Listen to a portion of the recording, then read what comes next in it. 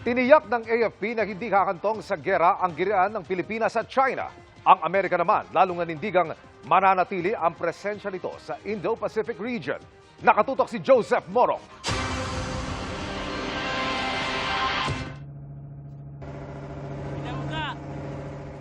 These actions are destabilizing and they threaten the region's security and prosperity. Dahil daw sa epektong yan ng mga hakbang ng China sa Indo-Pacific region kung nasa ng West Philippine Sea kaya mananatili ang presensya ng Amerika sa rehiyon. The U.S. will continue to fly, sail, and operate safely and responsibly wherever international law allows, and we expect all countries in the Indo-Pacific to operate in international waters safely and in accordance with international law.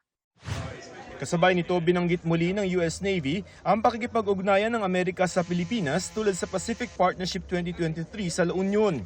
Doon nagkasana mga outreach at iba pang pagtulong. Kasunod naman ang pagbangga ng China sa dalawang barko ng Pilipinas noong October 22 ay wala nang matinding insidente. Hindi raw nangyari ang pagharang sa BRP Conrado Yap sa Bajo de Masinloc sa Zambales kung saan wala raw dapat ang China dahil nasa exclusive economic zone ito ng Pilipinas.